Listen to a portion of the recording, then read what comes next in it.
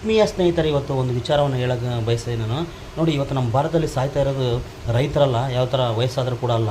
ಇಲ್ಲಿ ಸಾಯ್ತಾ ಇರೋದು ನೋಡಿ ಎಷ್ಟು ವರ್ಷದ ಒಳಗಡೆ ಅಂತ ಕೂಡ ನಾನು ಹೇಳ್ತೀನಿ ಸ್ನೇಹಿತರೆ. 15 ವರ್ಷದಿಂದ 29 ವರ್ಷದ ಒಳಗಡೆ ಇರ್ತಕ್ಕಂಥ ಯೂತ್ಸ್ ಇವತ್ತು ಸಾಯ್ತಾ ಇದ್ದಾರೆ. ನೋಡಿ, ನಾನಾ ಕಾರಣಗಳು ಇದಕ್ಕೆ ಇದ್ದಾವೆ ಸ್ನೇಹಿತರೆ. ಒಂದು ಹೇಳಿದ್ರೆ ಲವ್ ಫೇಲ್ಯೂರ್ಸ್ ಅಂತ ಹೇಳ್ತೀವಿ, ಮತ್ತು ಇನ್ನೊಂದು ಏನು ಸ್ನೇಹಿತರೆ ಅಂದರೆ ಎಕ್ಸಾಮ್ ಟೆನ್ಷನ್ಸ್, ಮತ್ತು ಇನ್ನೊಂದು ಅದರ ಜೊತೆಗೆ ನೋಡಿ ಲೈಫ್ ಕ್ಯಾರಿಯರ್ ಕೂಡ ಅವರು ಏನೋ ಒಂಥರ ಥಿಂಕ್ ಮಾಡಿಬಿಟ್ಟು ಖಿನ್ನತೆಗೆ ಒಳಗಾಗಿ, ಮತ್ತು ನೋಡಿ ಮೆಂಟಲಿ ಫಿಸಿಕಲಿ ಅವ್ರು ಏನೋ ಬಿಟ್ಟರೆ ಥಿಂಕ್ ಮಾಡಿಬಿಟ್ಟು ಕೂಡ ಭಾಳ ಸಾಕಷ್ಟು ಜನ ಕೂಡ ಇವತ್ತು ಸತ್ತು ಹೋಗಿದ್ದಾರೆ ಕೂಡ ಸ್ನೇಹಿತರೆ.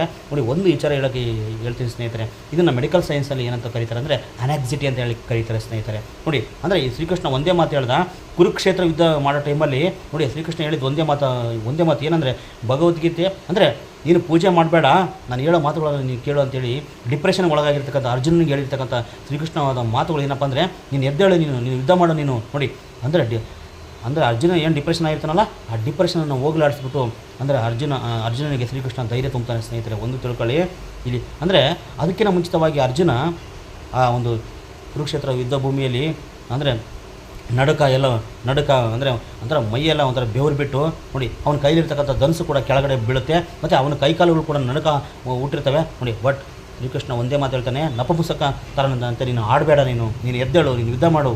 ನೋಡಿ, ಡಿಪ್ರೆಷನ್ ಒಳಗಾಗಿರ್ತಕ್ಕಂಥ ವ್ಯಕ್ತಿಯನ್ನು ಯಾರು ಶ್ರೀಕೃಷ್ಣ ಧೈರ್ಯ ಕೊಟ್ಟು ನಿಲ್ಲಿಸ್ತಾರೆ ಸ್ನೇಹಿತರೆ. ಅಂದರೆ ಒಂದು ತಿಳ್ಕೊಳ್ಳಿ ಸ್ನೇಹಿತರೆ, ಇಲ್ಲಿ ಪೂಜೆಗಿಂತ ಮುಖ್ಯವಾಗಿ ಏನಪ್ಪ ಅಂದರೆ, ನೀವು ಯಾವುದೇ ಒಂದು ಕಾರ್ಯವನ್ನು ಮಾಡಬೇಕಾದ್ರೆ ಇಲ್ಲಿ ಧೈರ್ಯ ಮುಖ್ಯ.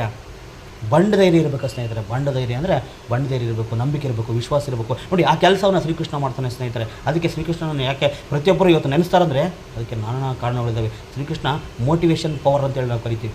ಅಂದರೆ ಎಂಥ ಟೈಮಲ್ಲೂ ಕೂಡ ಅಂದರೆ ಶ್ರೀಕೃಷ್ಣ ನೆನೆಸಿದ್ರೆ ಸಾಕು, ಅಂದರೆ ಜೀವನದಲ್ಲಿ ವಿನ್ ಆಗೋಕ್ಕೆ ಭಾಳ ಸಾಕಷ್ಟು ಚಾನ್ಸ್ ಇದೆ ಸ್ನೇಹಿತರೆ.